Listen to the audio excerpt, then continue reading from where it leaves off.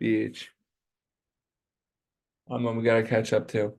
Anyways, okay, Chaver, we're continuing in Sichot around 12, Baruch Hashem.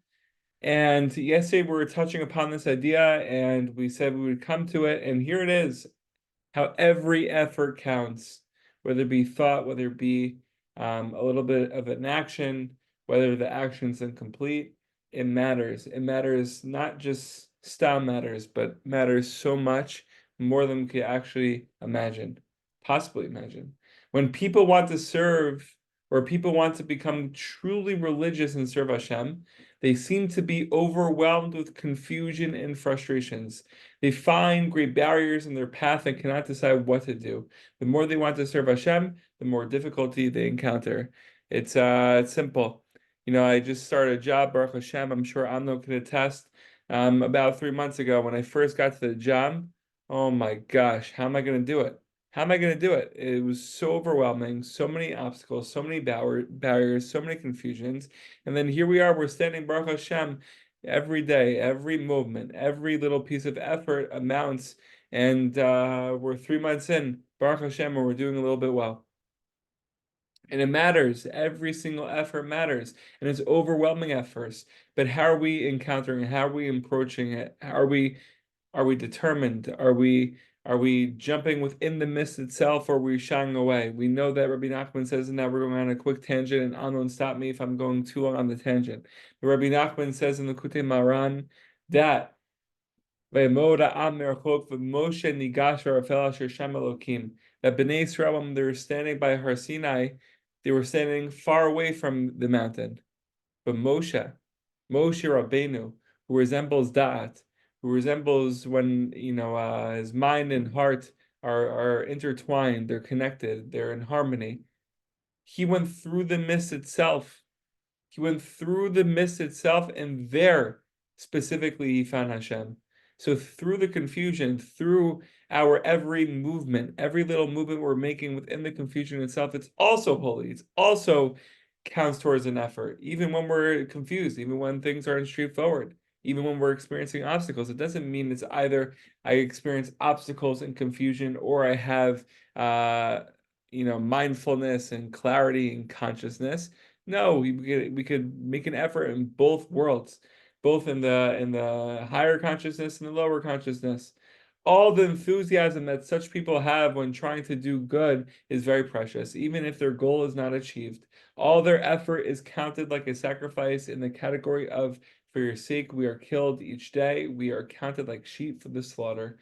So the Tikkunei Zohar states that this verse speaks of both prayer and sacrifice. It's amazing. We are counted like sheep for the slaughter. Maybe what the verse is trying to tell us, Clever, is that every single effort that we make is quote unquote a sheep that's being slaughtered.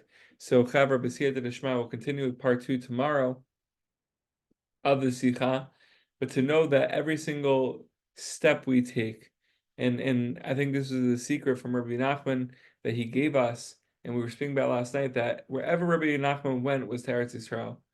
And I think the Chiddush of that Torah is like, yes, it's speaking about Rabbi Nachman actually coming to Eretz Yisrael and coming through the port in the north and actually getting on land for the first time. And he experienced tremendous obstacles coming to the land of Israel. It's a crazy story for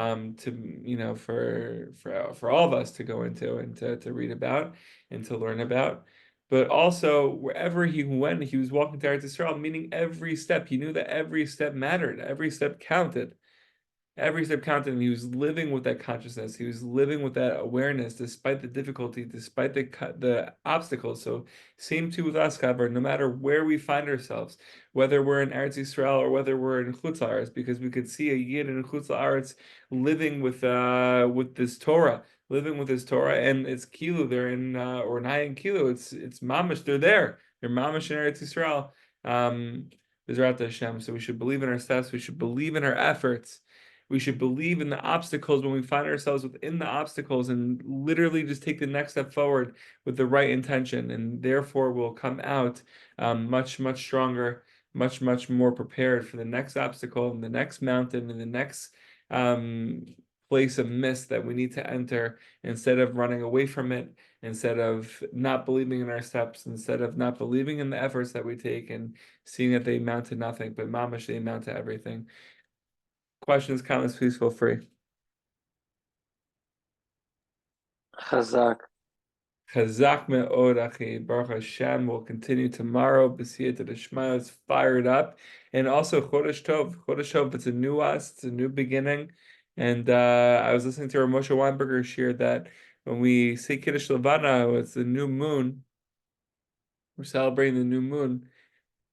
We say Shalom Aleichem to people. Say Shalom Aleichem. But why do we say Shalom Aleichem? And why did why do they respond Aleichem Shalom? It's because we're meeting people for the first time.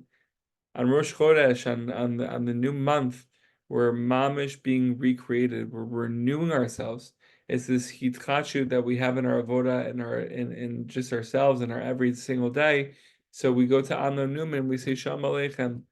Anon, I feel like I know you, but mamish, there's so much more going on behind the surface that I'm interested in. I want to learn more about, and I know that's there.